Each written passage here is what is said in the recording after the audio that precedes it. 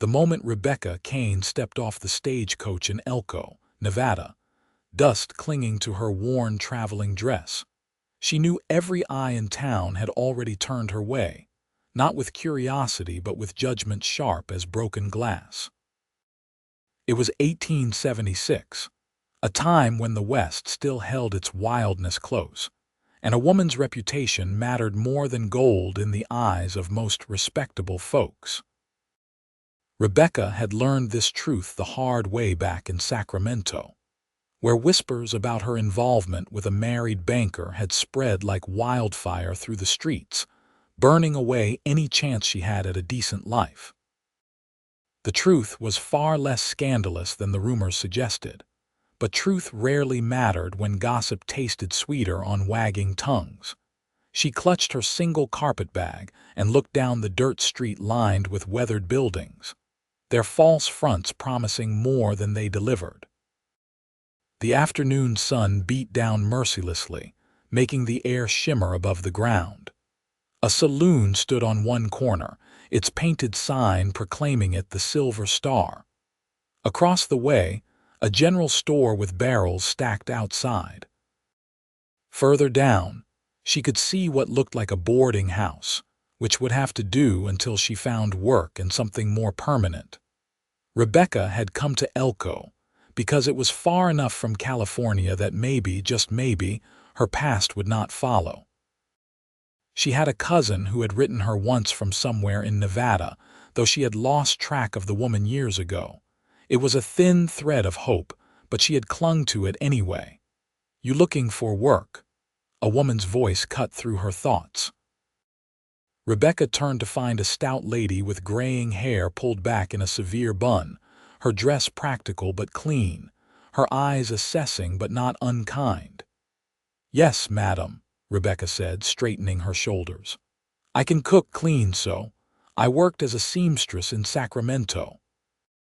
The woman's expression shifted slightly at the mention of Sacramento, and Rebecca's heart sank. Had the rumors already reached this far? "Name's Martha Klein. I run the boarding house down the way. Could use someone to help with laundry and cooking. The work's hard and the pay is modest, but it comes with a room." "I'll take it," Rebecca said quickly before the offer could be withdrawn. "Thank you, Mrs. Klein." "It's Miss Klein," the woman corrected, but without bitterness. "And I will tell you straight, Miss Kane, I heard things. Got a letter from my sister in Sacramento just last week, and she mentioned your name. Said there was quite the scandal." Rebecca felt her face flush hot, despite her attempts to remain composed. "What I did or did not do in Sacramento is my business, Miss Klein. I came here for a fresh start, nothing more." Martha Klein studied her for a long moment, then nodded once. "Fair enough. What I care about is whether you can do the work I need done. Can you?" "Yes, madam." "Then come along. And one more thing, Miss Kane, I do not hold with gossip in my house. What is past is past. But others in this town may not be so generous. Keep your head down and your nose clean, and you will do fine." Rebecca followed the older woman down the street, aware of faces peering from windows, of conversations that paused as they passed. She had hoped to escape judgment, but it seemed judgment was a shadow that followed wherever a woman went, particularly one without a man to vouch for her character. The boarding house was larger than it had appeared from a distance, a two-story structure with a wide porch and rocking chairs that looked well used. Inside, the smell of fresh bread and lye soap mingled in the air. Martha showed her to a small room on the second floor, barely large enough for the narrow bed and washstand it contained, but the window looked out over the mountains in the distance, and the sheets appeared clean. "Supper is at 6, Martha said. "I will introduce you to the boarders then. Most are miners or ranch hands, decent enough men who pay on time and do not cause trouble. I expect the same from my help." "Yes, madam." When Martha left, Rebecca sat on the bed and allowed herself a moment of relief.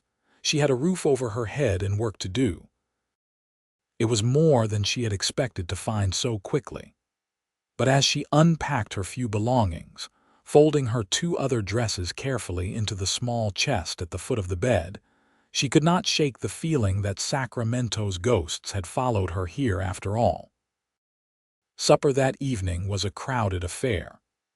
8 men sat around the long table in the dining room, their conversation loud and jovial until Rebecca entered with a platter of fried chicken. The room fell silent so abruptly she nearly stumbled. "This is Miss Kane," Martha announced, her tone brooking no nonsense. "She will be helping me around the house. I expect you all to treat her with respect." The men mumbled their greetings, most not meeting her eyes. Rebecca set the platter down and retreated to the kitchen, her cheeks burning. She could hear their voices resume, lower now, and though she could not make out the words, she knew they were talking about her. Over the next few days, Rebecca threw herself into work, rising before dawn to help Martha prepare breakfast, spending hours scrubbing floors and beating rugs, mending torn shirts and darning socks until her fingers ached. The physical labor exhausted her, but she welcomed it. Exhaustion meant less time to think, less time to remember how quickly a life could unravel based on nothing more than lies and innuendo. The boarders kept their distance, polite but cool. Only one, a young miner named Tommy who could not have been more than 20, showed her any real kindness, always thanking her for his meals and once carrying a heavy basket of wet laundry out to the line for her without being asked. It was on her 6th day in Elko that Rebecca first saw Ethan Vale. She had ventured into town to purchase supplies for Martha, walking quickly with her head down, trying to ignore the stares and whispered comments that followed her progress. The general store was busy, and she had to wait while the proprietor helped other customers. She stood near the back, studying a display of canned goods she had no intention of buying, just to have somewhere to look that was not at the other patrons. "I will take 2 pounds of coffee beans and a sack of flour," a man's voice said, deep and measured. "And whatever mail came in for the Vale Ranch." Rebecca glanced up despite herself. The man speaking stood tall, maybe 6 feet, with broad shoulders that spoke of hard work. He wore typical ranch clothes, denim trousers and a chambray shirt, a worn hat in his hands. What struck her most was his face, weathered by sun and wind but open, with gray eyes that seemed to take in everything without judgment. She guessed him to be in his late 20s, perhaps 30. "Here you go, Ethan," the shopkeeper said, handing over a small bundle of letters tied with string. "How's your father?" Holding steady, Ethan replied. "The doctor says the rheumatism is not getting worse, at least." "Good to hear. Give him my regards." Ethan nodded, gathered his purchases, and turned. His eyes met Rebecca's for just a moment, and he tipped his head in polite acknowledgement before heading for the door. It was a small gesture, but in a week of cold shoulders and averted gazes, it stood out like a candle in darkness. The shopkeeper finally turned his attention to Rebecca, his manner considerably less warm than it had been with Ethan. She made her purchases quickly and left, troubled by how much that brief moment of courtesy had affected her. She could not afford to notice men, not now, not when she was barely holding on to this fragile new start. The following Sunday, Martha announced at breakfast that she would be attending church services and expected Rebecca to accompany her. "I do not usually go to church," Rebecca said carefully. "Well, you do now," Martha replied, in a tone that suggested this was not a discussion. "Folks need to see you conducting yourself properly. Best way to quiet gossip is to show them there is nothing to gossip about." Rebecca doubted it was that simple, but she had no choice. She wore her best dress, a simple gray cotton she had made herself, and followed Martha to the small white church at the edge of town.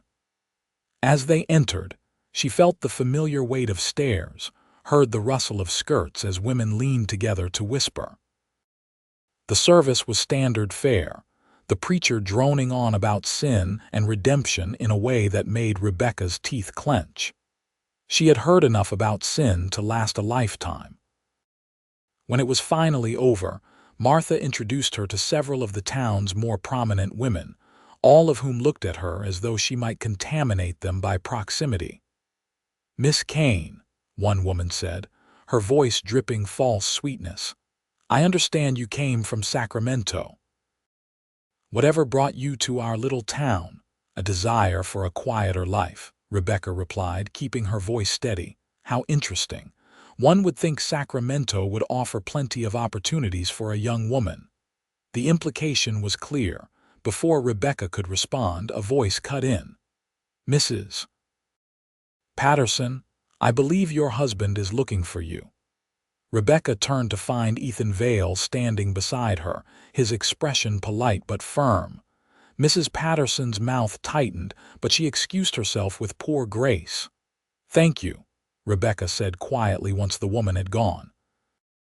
"Sarah Patterson has made it her life's work to pass judgment on others," Ethan said. "Best not to let it trouble you." Easier said than done. He looked at her then, really looked, and Rebecca had the unsettling feeling he was seeing past all her carefully constructed defenses. "I suppose that is true, but for what it is worth, I find people's obsession with others' pasts rather tiresome. We have all done things we regret." There was something in his tone, a hint of personal experience that made her curious. But before she could respond, Martha appeared at her elbow, ready to leave. Ethan tipped his hat to them both and walked away, and Rebecca found herself watching him go with an uncomfortable awareness she had not felt in a very long time. Over the following weeks, Rebecca fell into a routine. Work at the boarding house filled her days, leaving little time for anything else. She began to recognize the rhythms of the town, the patterns of life in Elko. The miners who came in from the hills every Saturday night, flush with wages and eager to spend them. The ranch hands who passed through on cattle drives.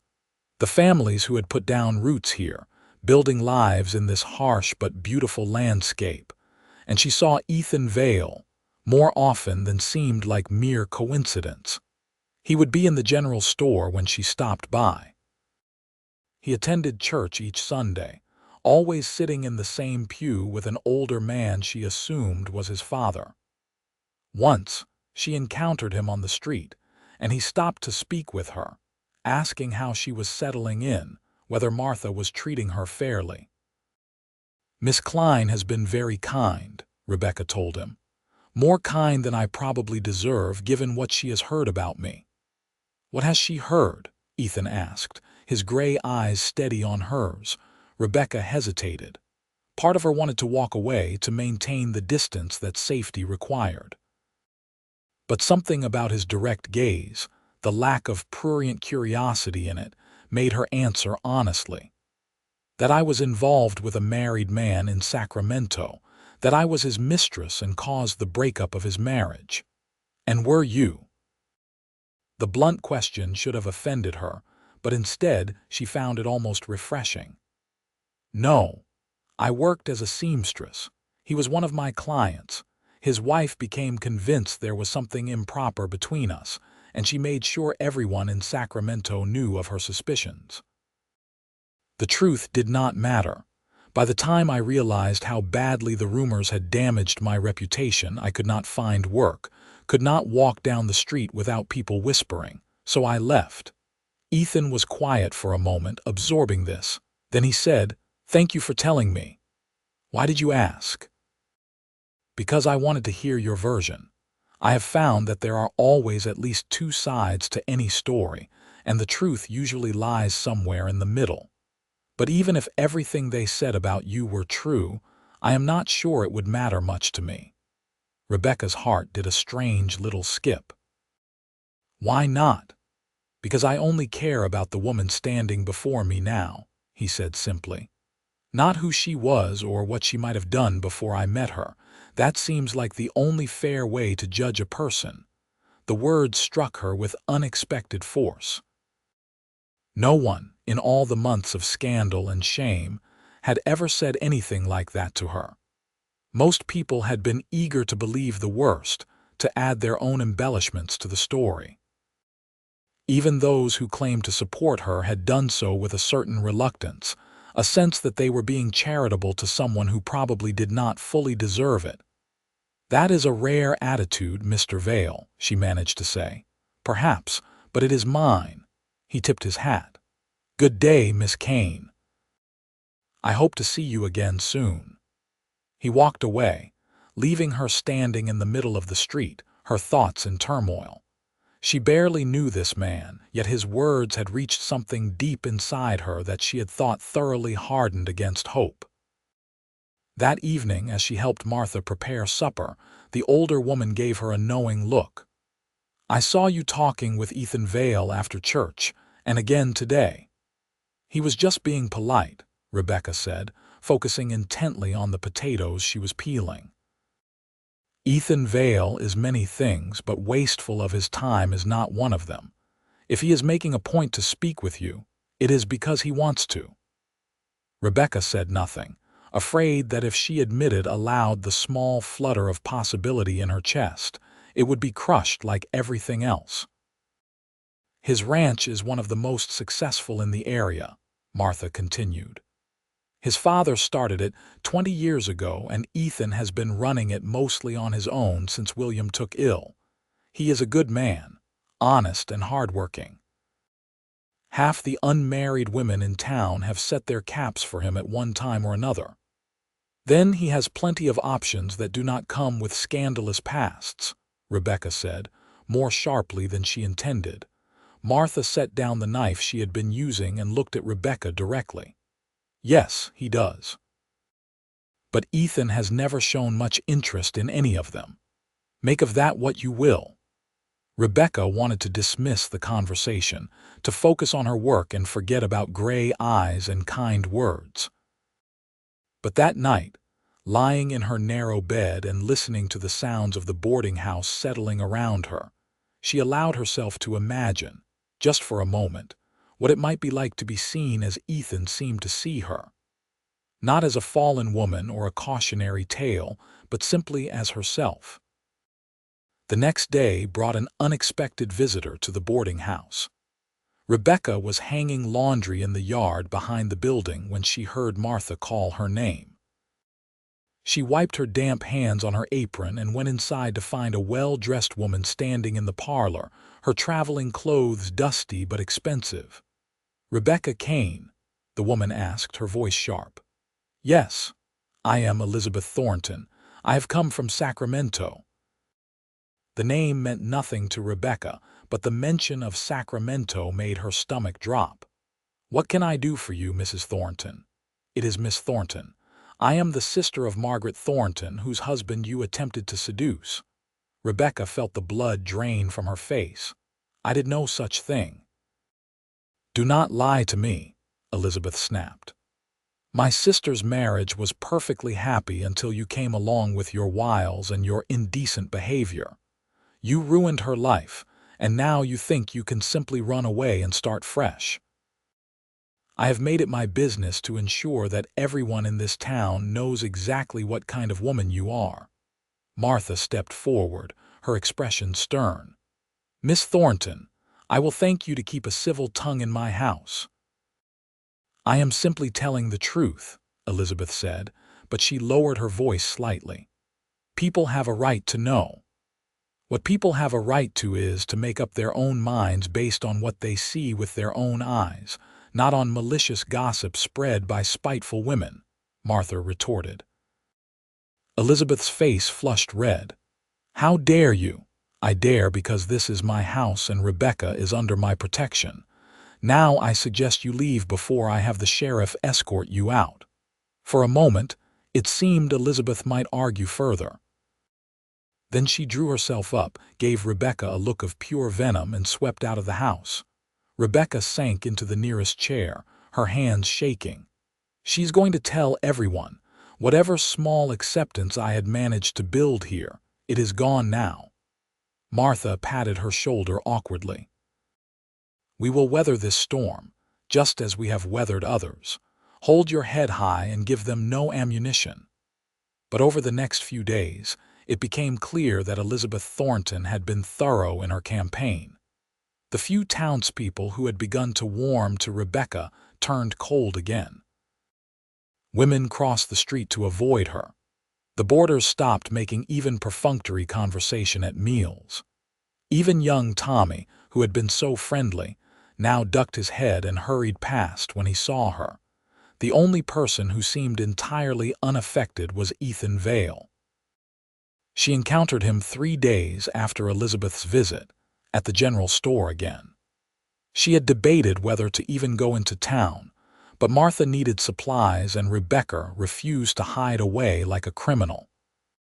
She kept her eyes down as she entered the store, painfully aware of how the other customers fell silent at her appearance. Ethan was at the counter, but when he saw her, he immediately stepped aside. "Go ahead, Miss Kane. I am in no hurry." The shopkeeper looked uncomfortable but took her order. As he gathered her items, one of the other women in the store spoke up, her voice carrying clearly through the space.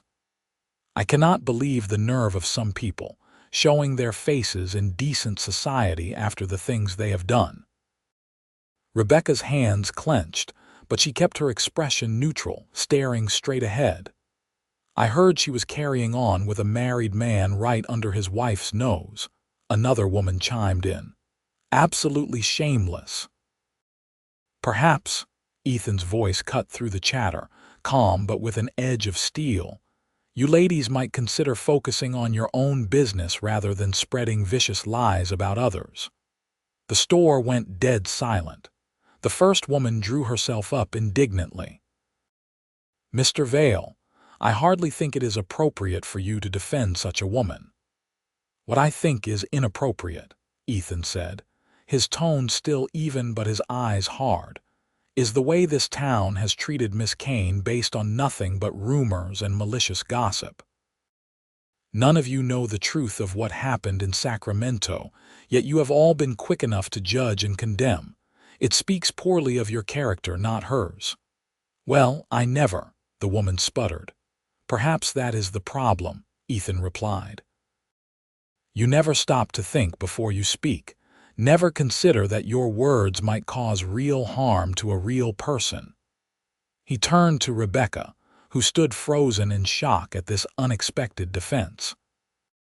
"Miss Kane, if you are finished here, I would be honored if you would allow me to drive you back to the boarding house. I have my wagon outside." Rebecca started, her voice barely working. "Yes, thank you." She paid for her purchases with trembling hands, then followed Ethan out of the store. She could feel the stares burning into her back, could imagine the explosion of gossip that would occur the moment the door closed behind them. Ethan's wagon was indeed waiting outside, hitched to a sturdy-looking horse. He helped her up onto the seat with a hand under her elbow, then loaded her parcels into the back before climbing up beside her. They rode in silence for a few moments, the horse's hooves clopping steadily against the packed dirt. Finally, Rebecca found her voice. "You should not have done that. Those women will talk, and now you will be associated with me in people's minds. It will damage your reputation." "I doubt it," Ethan said mildly. "And even if it did, I meant what I said before. I care about the woman sitting beside me now, not what a bunch of bored gossips have decided to believe about her." Rebecca felt tears prickling at her eyes and blinked them back furiously. She would not cry, not now. "You do not know me, Mr. Vale. You do not know what I might or might not have done." "Then tell me," he said, pulling the wagon to a stop. They were on the outskirts of town, the boarding house visible in the distance but still far enough away for privacy. "Tell me your story, the real one, and let me decide for myself." So she did. She told him about working as a seamstress in Sacramento, about how Marcus Thornton had begun coming to her shop, at first with his wife, and then increasingly alone. She told him how she had not thought anything of it, how he had seemed like just another customer, perhaps a bit too friendly but nothing alarming. She told him about the day Margaret Thornton had burst into her shop, accusing her of carrying on an affair with Marcus, how Rebecca had denied it, but the damage was already done. He had been telling his wife he was working late, spending time at his club, Rebecca said, her voice flat with the retelling. But apparently he was spending time somewhere else with someone else. I do not know who. But Margaret convinced herself it was me, perhaps because I was unmarried and therefore an easier target than whoever the real mistress might have been. Or perhaps Marcus told her it was me to protect the actual woman. Did you ever ask him? I tried. He refused to see me, refused to set the record straight. I think he was relieved to have me take the blame. And his wife's sister, Elizabeth, she took up the cause like a crusade. She made sure everyone knew, made sure no one would hire me, made sure my name was mud in every decent household in Sacramento. Ethan listened to all of this without interrupting, his expression thoughtful. When she finished, he was quiet for a moment, then said, "Thank you for telling me." "Do you believe me?" Rebecca asked, hating how much his answer mattered. "Yes," he said simply. "But more than that, I believe it does not matter. Even if you had been his mistress, even if every word they said about you was true, it would not change how I see you now. How can you say that?" Rebecca demanded, frustrated by his persistence in seeing good where she was not sure any existed. "How can you dismiss something like that so easily?" "Because we have all made mistakes," Ethan said. "We have all done things we regret, things we are ashamed of. I am no saint, Miss Kane. I have my own past, my own regrets. If I demanded perfection from others, I would be the worst kind of hypocrite. What regrets could you possibly have?" The question came out more bitterly than she intended. "You are respected, successful, settled. Everything I am not." Ethan's expression darkened, and for a moment she thought she had offended him. Then he said quietly, "5 years ago I was engaged to be married. Her name was Sarah, and I thought I loved her. But I was also young and stupid and convinced that I knew better than everyone else. My father had some concerns about her family, but I dismissed them. We were supposed to be married in the spring." He paused, and Rebecca waited, sensing there was more. "That winter, I discovered she had been unfaithful, with one of my ranch hands, a man I had trusted. When I confronted her, she laughed, said she had never really loved me, that she had been interested in the ranch and the security I could provide, nothing more. The ranch hand, he had been stealing from me too, selling cattle and pocketing the money. I fired him, sent him packing. Sarah left town. But the damage was done." "I am sorry," Rebecca said softly. "The point," Ethan continued, "is that I spent months after that consumed with anger and bitterness. I did not trust anyone, especially women. I said and did things I am not proud of, pushed away people who cared about me.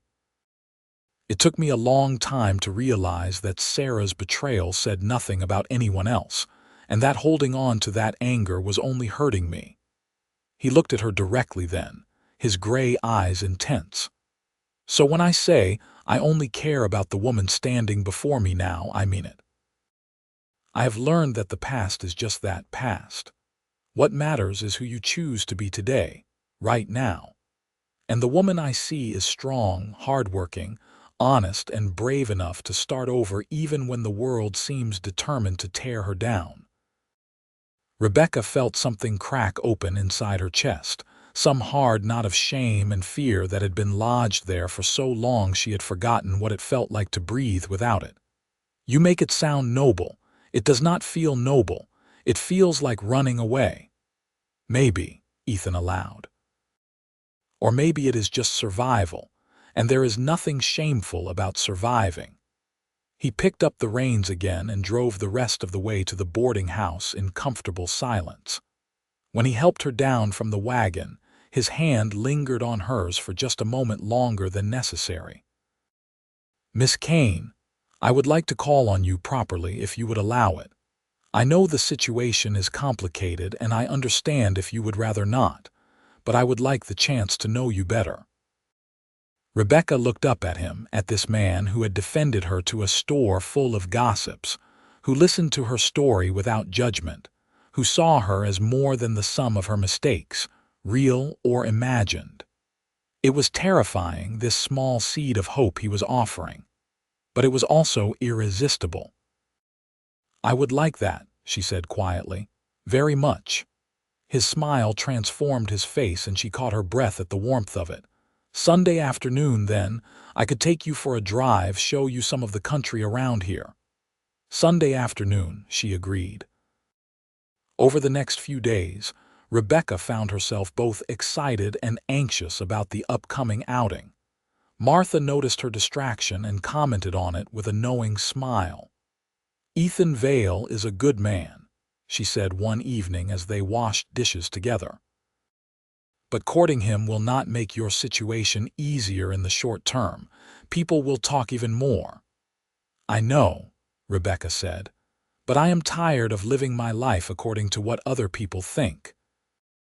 And he is the first person in a very long time who has made me feel like I might deserve something good." "You do deserve something good," Martha said firmly. "Do not ever doubt that." Sunday arrived bright and clear, the kind of perfect late spring day that made the Nevada landscape look almost gentle. Rebecca wore her best dress and tried not to fidget as she waited on the boarding house porch. When Ethan's wagon appeared, her heart did that strange little skip again. He had dressed up too, she noticed. A clean shirt, a different hat than his usual work-worn one, boots polished to a shine. He helped her into the wagon with a courtly gesture that made her smile. "Where are we going?" she asked as they headed out of town. "There is a place up in the hills I think you will like," he said. "If you do not mind a bit of a drive." "I do not mind at all." They talked as they drove, the conversation flowing surprisingly easily. Ethan told her about the ranch, about the challenges of running it with his father increasingly unable to help, about his hopes for expanding the herd next year. Rebecca found herself telling him about her childhood, about growing up in a small town in Missouri, about her parents who had died of fever when she was 16, leaving her to make her own way in the world. "Is that when you became a seamstress?" Ethan asked. "Not immediately. First I worked as a maid in a hotel, then in a laundry. But I had always been good with a needle, and one of the women at the laundry encouraged me to try taking in sewing on the side. Eventually, I had enough regular customers that I could rent a small shop of my own. It was not much, but it was mine. I was proud of it." "You should be," Ethan said. "Building something from nothing takes courage." They reached his destination, a small clearing high above the valley with a view that stretched for miles. The mountains rose in the distance, still snow-capped despite the warming weather. Below, the valley spread out in shades of green and gold, the town of Elko a small cluster of buildings in the middle distance. "It is beautiful," Rebecca breathed. "I come up here sometimes when I need to think," Ethan said. "There is something about seeing everything from up high that puts problems in perspective." They sat on a flat rock, the spring sun warm on their faces, and talked about everything and nothing. Ethan asked about her favorite books, her favorite foods, what she remembered most fondly about Missouri. She asked about his childhood, about his mother who had died when he was 12, about what it was like to grow up on a ranch. The hours slipped away unnoticed until Ethan finally said, reluctantly, "I should probably get you back before Martha sends out a search party." "Probably," Rebecca agreed, equally reluctant. On the drive back to town, Ethan said, I would like to do this again if you are willing." "I am willing," Rebecca said, and was rewarded with another of those transformative smiles.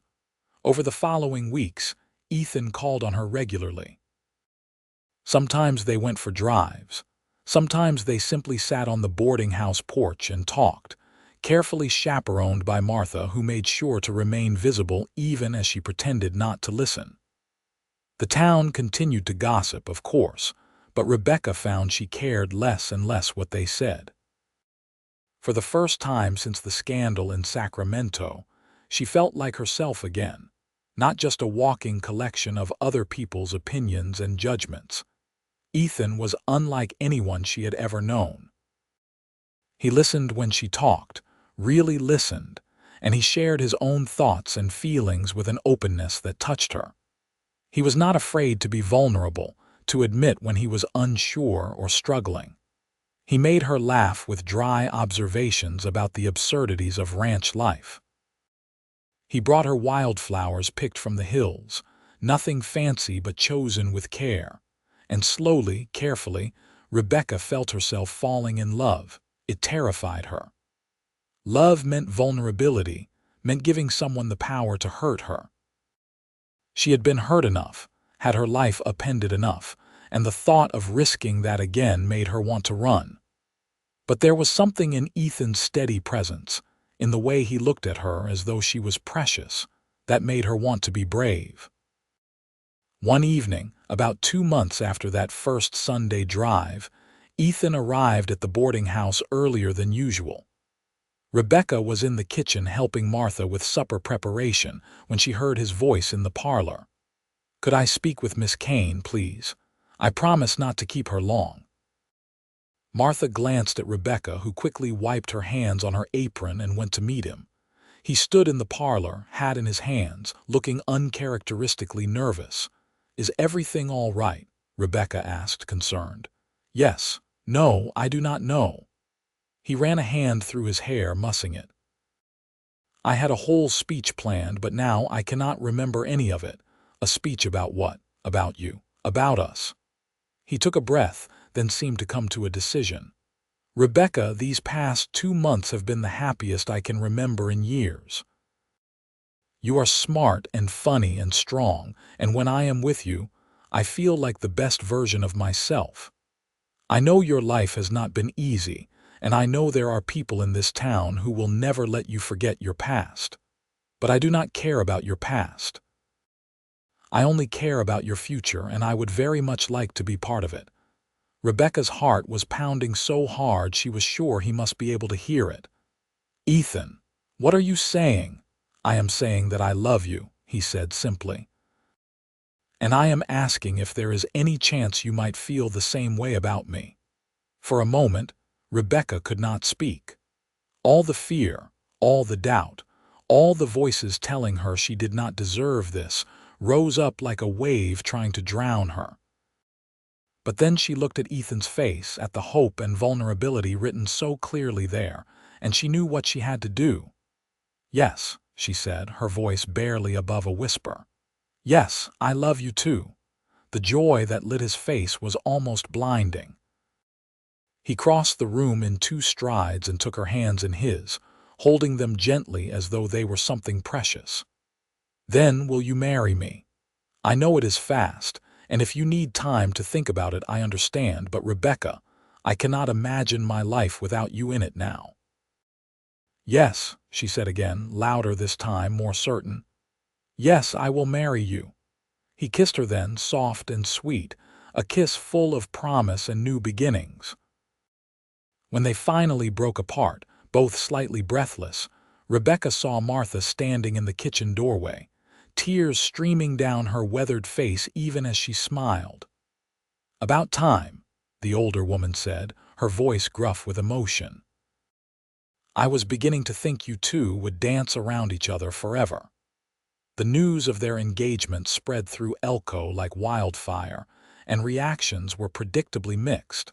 Some people were genuinely happy for them. Others were scandalized that Ethan Vale, one of the town's most eligible bachelors, would throw himself away on a woman with such a questionable past? The gossip reached new heights, with people taking sides and debating the match in shops and saloons across town. Sarah Patterson was particularly vocal in her disapproval. "That man has lost his mind," she declared to anyone who would listen. "Mark my words, he will regret this decision. Women like her do not change." But Ethan seemed entirely unbothered by the talk. When Rebecca expressed concern about the damage to his reputation, he simply shrugged. "Let them talk. Their opinions do not pay my bills or run my ranch. The only person whose opinion matters to me is yours." "And your father's?" Rebecca asked hesitantly. She had not yet met William Vale, though Ethan had assured her his father was looking forward to making her acquaintance. "My father will love you," Ethan said confidently. "I have told him all about you, and he is eager to meet the woman who has made his son happy again." The meeting was arranged for the following Sunday. Ethan picked Rebecca up in the morning, and they drove out to the Vale Ranch. It was larger than Rebecca had imagined, with a substantial house, several outbuildings and pastures that seemed to stretch to the horizon. Cattle grazed peacefully in the spring grass, and the whole place had an air of solid prosperity. William Vale sat on the porch in a rocking chair, a blanket over his legs despite the warm day. He was a thinner, older version of Ethan, with the same gray eyes and steady gaze. As they approached, he smiled warmly. "So this is the famous Miss Kane," he said, his voice raspy but kind. "Come here, girl, and let me look at you." Rebecca approached nervously, but his smile put her somewhat at ease. "Pretty thing," William said approvingly. "And Ethan tells me you are smart too, which is more important. Beauty fades, but a sharp mind lasts." "Thank you, sir," Rebecca said. "None of that, sir, business. You can call me William, or if we are making this official, you can call me father like Ethan does." He winked. "Now sit down and tell me about yourself. Ethan has talked my ear off about you, but I want to hear it from you directly." They spent the afternoon on the porch, talking and sharing a simple but hearty meal that Ethan had prepared. William asked thoughtful questions about her life, her interests, her plans for the future. He did not shy away from mentioning her past either, addressing it directly but without judgment. "Ethan told me about the trouble in Sacramento," he said. "Nasty business, that. People can be cruel when they think they have cause to be, and twice as cruel when they do not. But what is done is done. The question is what you plan to do going forward." "I plan to build a life here," Rebecca said firmly. "With Ethan, if he will have me. I plan to be the best wife I can be, to work hard and be a partner to him in running this ranch." "Good answer," William said with satisfaction. "That is all I needed to hear. Ethan has been alone too long, carrying too much on his shoulders. He needs someone strong beside him, and I think you are that person." "I hope so," Rebecca said quietly. "I know so," William replied. "I have learned to trust my gut about people, and my gut says you and my boy are going to be just fine." The wedding was planned for late June, a small ceremony in the church with a reception at the ranch afterward. In the weeks leading up to it, Rebecca threw herself into preparations, sewing her own wedding dress with Martha's help, learning as much as she could about ranch life from Ethan, trying to prepare herself for this enormous change. Not everyone was supportive. Elizabeth Thornton returned to Elko 2 weeks before the wedding, apparently having heard about the engagement and determined to stop it. She confronted Rebecca in the street, her face twisted with anger. "You actually convinced some poor fool to marry you," she spat. "Does he know what you really are? Have you told him everything?" "He knows everything he needs to know," Rebecca said, keeping her voice level despite her racing heart. "I doubt that. Men are such fools when it comes to a pretty face, but mark my words, this marriage will end in disaster. You will make him miserable, just like you made my sister miserable. Your sister's misery has nothing to do with me and everything to do with her husband's infidelity, Rebecca said sharply. If you truly cared about her, you would direct your anger at the man who actually betrayed her vows, not at a convenient scapegoat. Elizabeth's face went red. How dare you? I dare because I am tired of being blamed for someone else's sins, Rebecca replied. I did nothing wrong and I refuse to keep apologizing for it. Now if you will excuse me, I have a wedding to prepare for. She walked away, her hands shaking but her head high. Behind her, she heard Elizabeth sputter in fury, but she did not look back. That evening she told Ethan about the encounter. He listened with a darkening expression, then said, I will speak to the sheriff about her. She cannot keep harassing you like this. It is all right, Rebecca said, surprised to find that she meant it. Her words do not have the power to hurt me anymore. I know the truth, and more importantly, you know the truth. That is all that matters. Ethan pulled her close, resting his chin on top of her head. You are remarkable, do you know that? I am just tired of being afraid, Rebecca murmured against his chest. Tired of running, tired of hiding. This is my life now, and I am not going to let bitter, small-minded people take it away from me. Good, Ethan said, because I am not letting you go either. The day of the wedding dawned clear and beautiful, the sky a brilliant blue unmarred by clouds. Rebecca woke early in the boarding house, her stomach a tangle of excitement and nerves. Martha helped her dress, the white cotton gown they had sewn together fitting perfectly, simple but elegant with its high neck and long sleeves. You look beautiful, Martha said, her eyes suspiciously bright. Ethan is a lucky man. I am the lucky one, Rebecca replied, meaning it. Against all odds, despite everything that had happened, she had found love and acceptance in this rough Nevada town. It felt like a miracle. The church was half full when they arrived, which was more than Rebecca had expected given the town's attitude toward her. Some had come out of genuine goodwill, others probably out of curiosity, but she decided it did not matter. The only person whose presence mattered was waiting for her at the altar. Ethan looked almost unbearably handsome in his Sunday best, his hair neatly combed, his gray eyes fixed on her with an intensity that made her breath catch. Martha walked her down the aisle in the absence of any family, and when she reached Ethan's side, he took her hand and held it tightly. The ceremony itself was a blur. Rebecca heard herself make her vows, heard Ethan make his in return, his voice strong and sure. The preacher pronounced them man and wife, and Ethan kissed her to scattered applause from the congregation. As they walked back down the aisle together, Rebecca caught sight of Sarah Patterson in one of the pews, her face sour with disapproval. But she also saw the boarding house residents, even shy Tommy, all smiling. She saw the shopkeeper who had been so cold to her, looking thoughtful rather than judgmental. She saw William Vale, tears streaming down his weathered face, beaming with joy. The reception at the ranch was a lively affair. Ethan had hired some of the ranch hands to help set up tables in the yard, and neighbors had contributed food and drink. There was music and dancing, and for the first time since arriving in Elko, Rebecca felt truly part of the community rather than an outsider looking in. As the sun began to set, painting the sky in shades of orange and gold, Ethan pulled her aside for a private moment. "Happy?" he asked, tucking a loose strand of hair behind her ear. "Happier than I ever thought I could be," Rebecca admitted.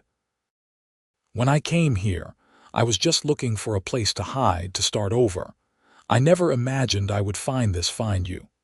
I am glad you did," Ethan said, "because I cannot imagine my life without you now." They kissed as the last light faded from the sky, and Rebecca felt something settle deep in her soul, a sense of rightness she had not felt in years. This was home, not just the ranch or the town, but this man and this moment and this life they were building together. The first months of marriage were an adjustment. Rebecca moved into the ranch house, which was larger and more comfortable than anywhere she had lived before, but also full of unfamiliar routines and responsibilities. She learned to manage a household on a much bigger scale than the boarding house, to plan meals for ranch hands as well as family, to keep accounts and inventory. She also learned about ranching itself, insisting that Ethan teach her about the cattle, the land, the business side of things. He was surprised at first by her interest, but pleased, and he patiently explained everything from breeding schedules to market prices.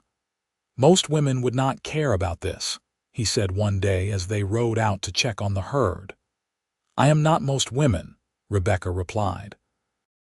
"And this is our livelihood, our future. I want to understand it, to be a real partner to you in this." William's health continued to decline slowly, and Rebecca found herself taking on more of his care as well. She read to him in the evenings, made sure he took his medicine, sat with him when the pain was bad. He seemed grateful for her presence, and she grew genuinely fond of the old man. "You are good for Ethan," he told her one night. He was so closed off after what happened with Sarah, so determined not to let anyone close again. "But you broke through those walls. Thank you for that." "He broke through my walls too," Rebecca said. "I think we saved each other."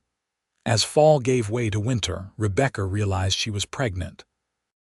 She told Ethan on a snowy December evening as they sat by the fire, and his reaction was everything she could have hoped for.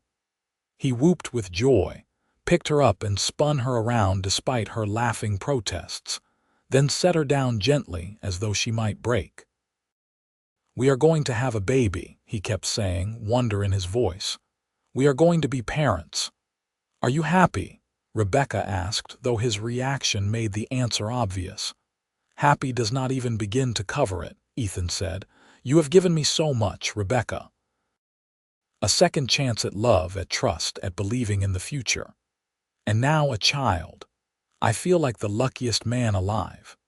William was equally delighted by the news, rallying enough to start making plans for the baby, talking about building a cradle, clearing out a room for the nursery. The whole ranch seemed to take on a sense of anticipation, of new life waiting to burst forth. Spring came early that year, the snow melting to reveal green grass pushing up through the earth. Rebecca's pregnancy progressed smoothly, though she tired more easily and had to give up some of her more strenuous tasks. Ethan hovered over her like a worried hen, much to her amusement and occasional exasperation. "I am pregnant, not made of glass," she reminded him when he tried to prevent her from hanging laundry. "I know, but I cannot help worrying. You are carrying our child. Women have been having babies since the beginning of time," she pointed out. "I think I can manage hanging sheets." But secretly, she loved his protectiveness, the tangible evidence of how much he cared. The baby came in late July, during a thunderstorm that rattled the windows and drummed on the roof. The doctor had been summoned from town, and Ethan paced the hallway outside the bedroom like a caged animal while Rebecca labored. It was long and painful, and there were moments when she thought she could not endure it. But finally, as dawn broke clear and fresh after the storm, their son was born. "A boy," the doctor announced, handing the squalling bundle to Rebecca. "A healthy boy." Ethan burst into the room, his face pale with worry that transformed to joy when he saw them both. "Rebecca, are you all right?" "I am perfect," she said, exhausted but glowing. "Come meet your son." He approached almost reverently, looking down at the tiny red-faced baby in her arms. "He is so small." "He will grow," Rebecca said. "What should we name him?" They had discussed names but never quite settled on one. Now, looking at his father's joy-filled face, Rebecca knew.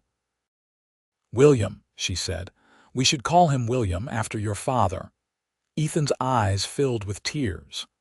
"Are you sure?" "I am sure." William Sr. was brought in to meet his namesake, and the old man wept openly at the sight of his grandson. "I never thought I would live to see this day," he said, his gnarled hand gently touching the baby's soft cheek. Thank you both." Little William, or Will as they quickly began calling him, thrived from the start. He was a healthy, happy baby, and Rebecca discovered reserves of love she had not known she possessed. Watching Ethan with his son, seeing the tenderness and wonder on his face as he held the tiny boy, made her fall in love with her husband all over again. Life settled into a new rhythm, punctuated by the baby's needs and the demands of the ranch. It was busy and exhausting and wonderful. Rebecca had never been happier. The town's attitude toward her had shifted considerably over the past year. Her marriage to Ethan, her work alongside him on the ranch, her obvious devotion to William Sr., all of this had gradually won people over.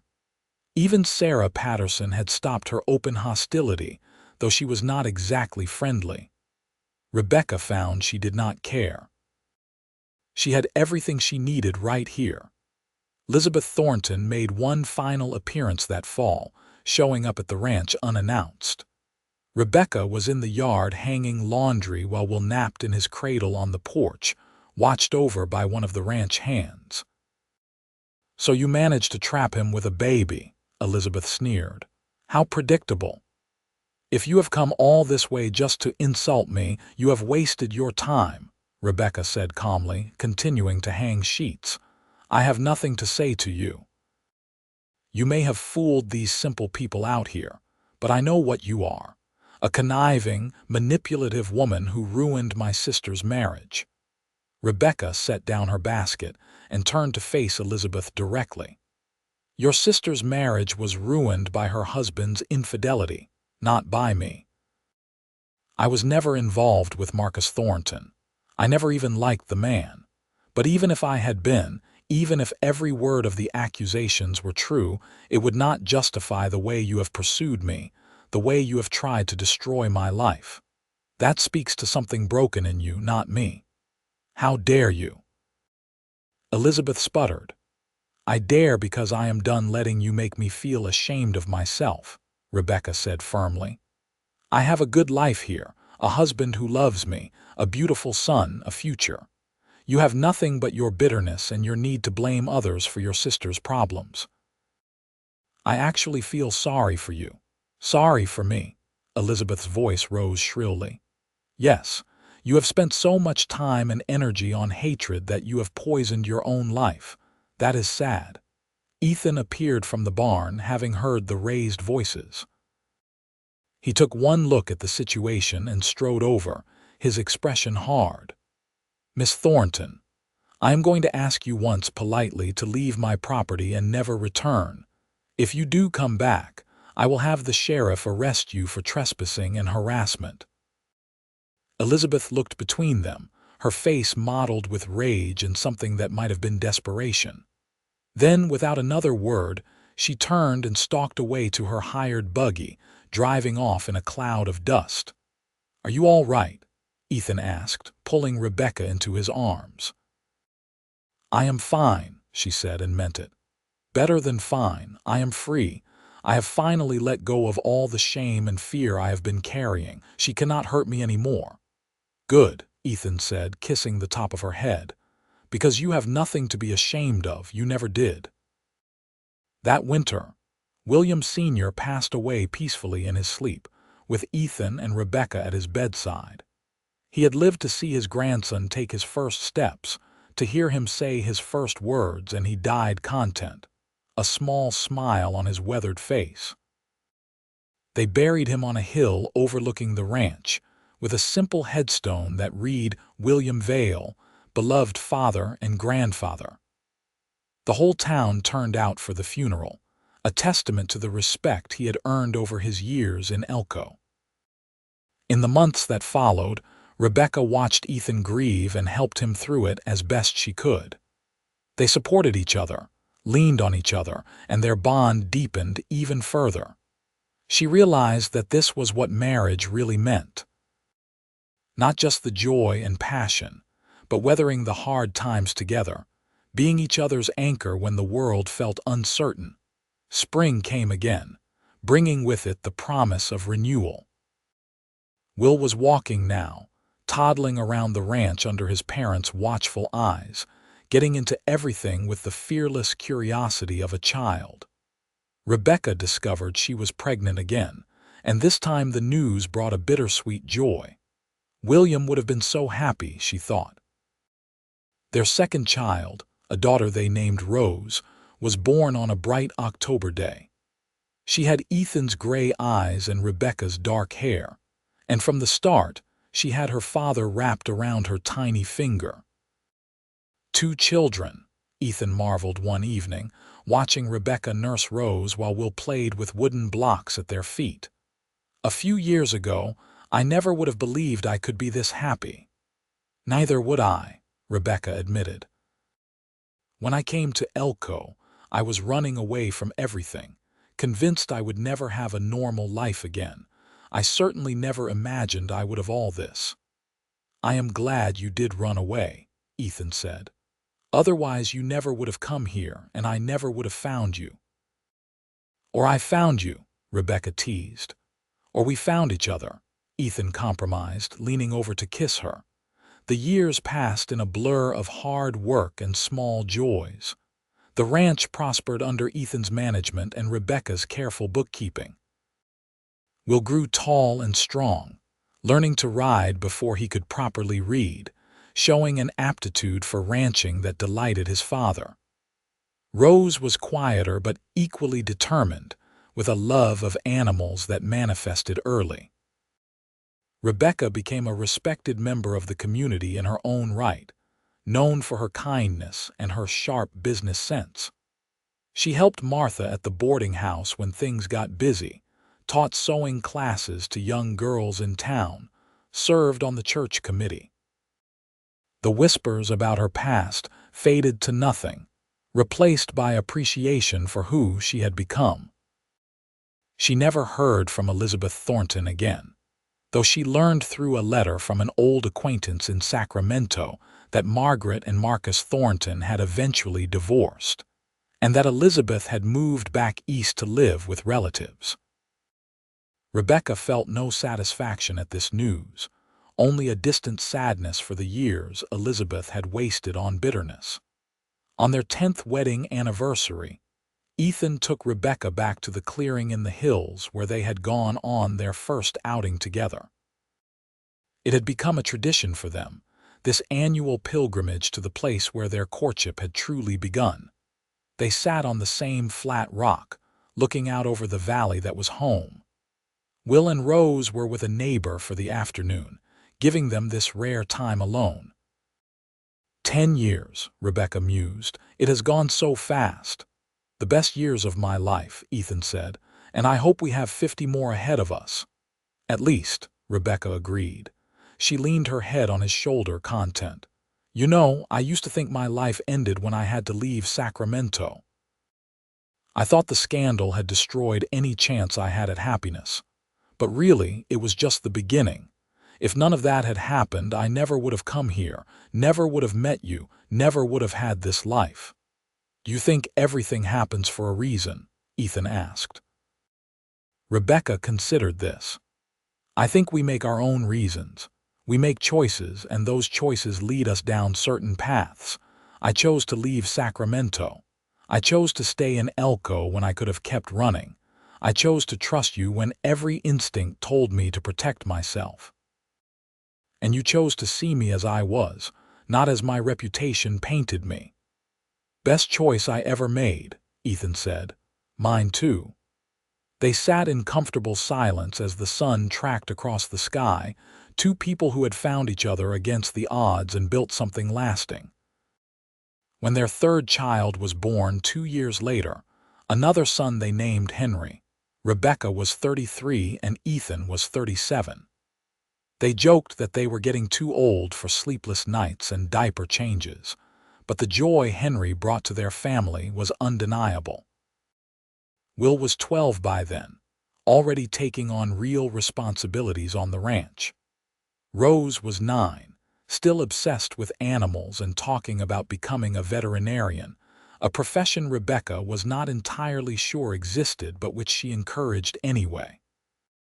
And now Henry completed their family, a happy surprise they had not planned but welcomed with open arms. Life was not always easy. There were hard winters when they worried about the cattle, dry summers when the grass turned brown and water became scarce. There were illnesses and accidents, the normal trials of ranch life. There was the time Will broke his arm falling from a horse, and Rebecca thought her heart would stop from fear. There was the devastating loss of their entire spring calf crop to disease one year, which nearly bankrupted them before Ethan managed to secure a loan to keep them going. But through it all, they had each other. And that made all the difference.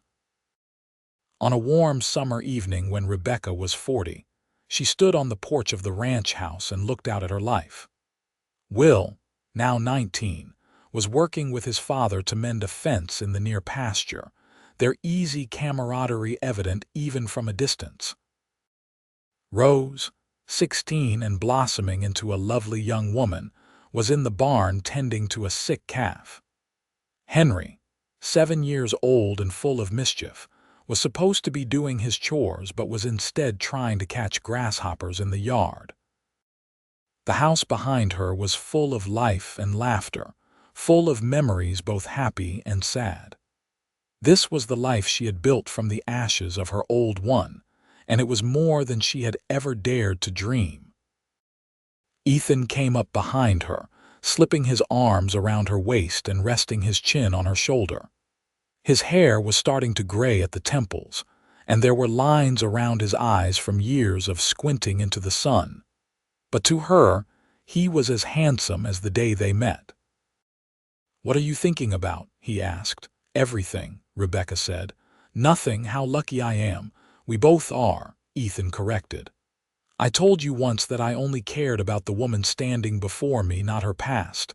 That is still true, more than ever." Rebecca turned in his arms to face him. "That was the moment I started to fall in love with you, I think. When you said that. No one had ever looked past the scandal before.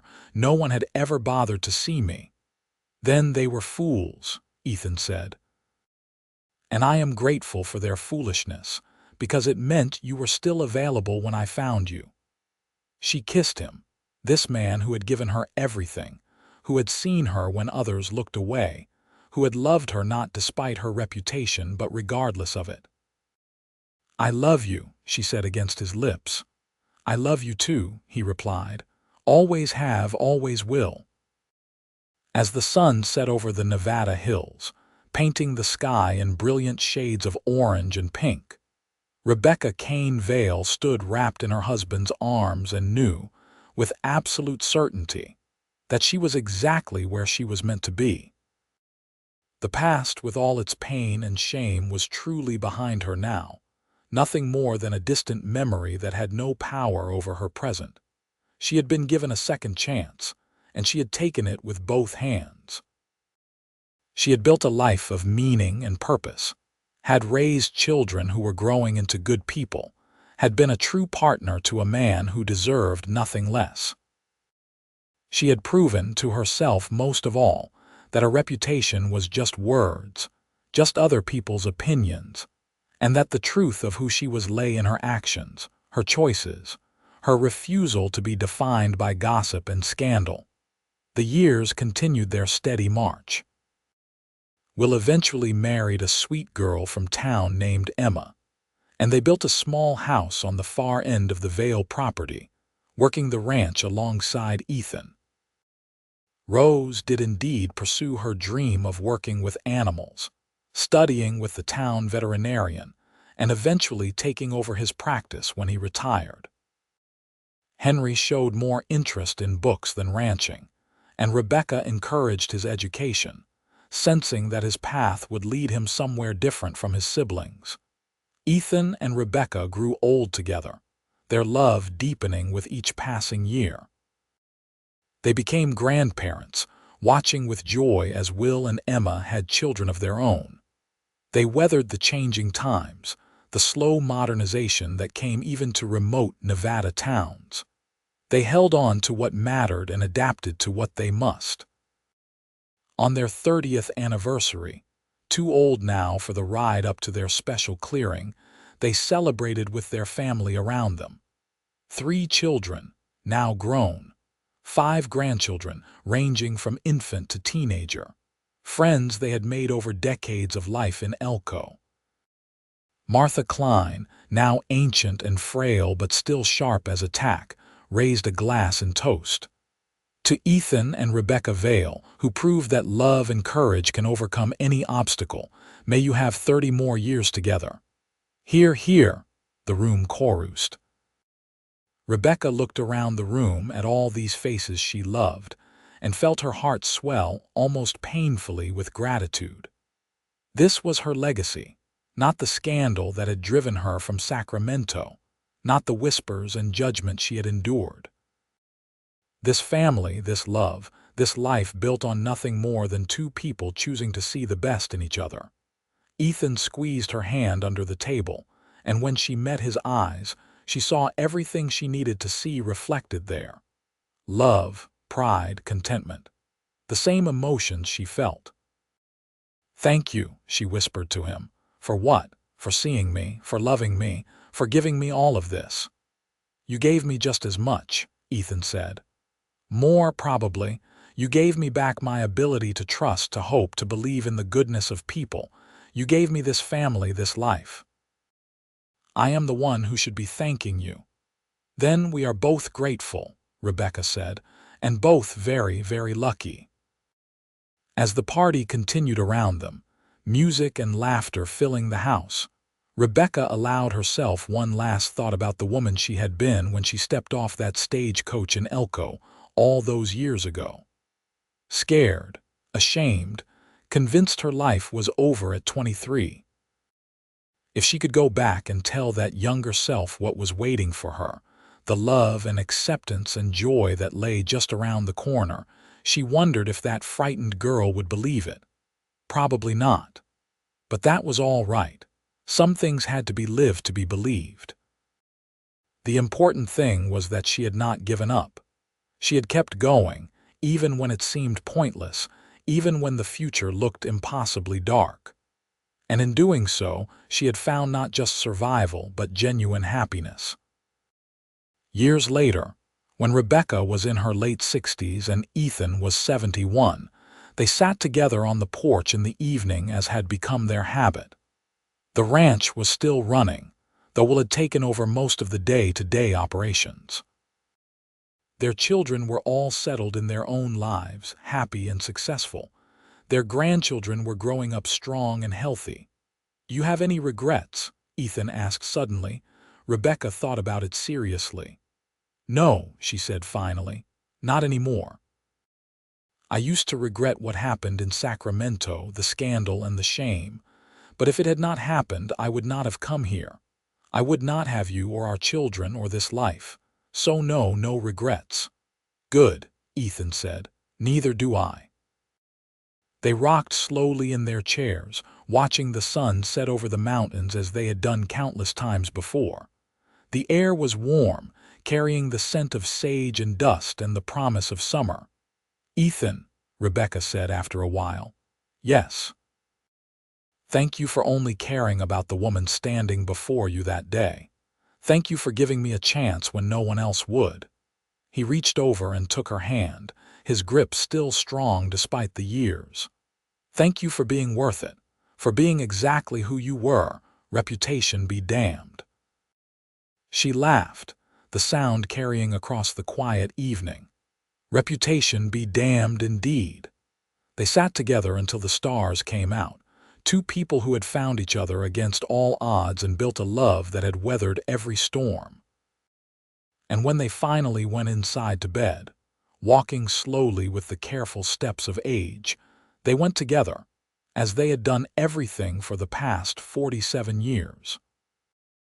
Together, always together, from that first moment when he had chosen to see her as she was rather than as rumor painted her, to this final chapter of their long and happy life. It was a love story written not in grand gestures but in daily choices, in steady devotion, in the simple commitment to keep choosing each other, day after day, year after year. And in the end, that was more than enough. It was everything.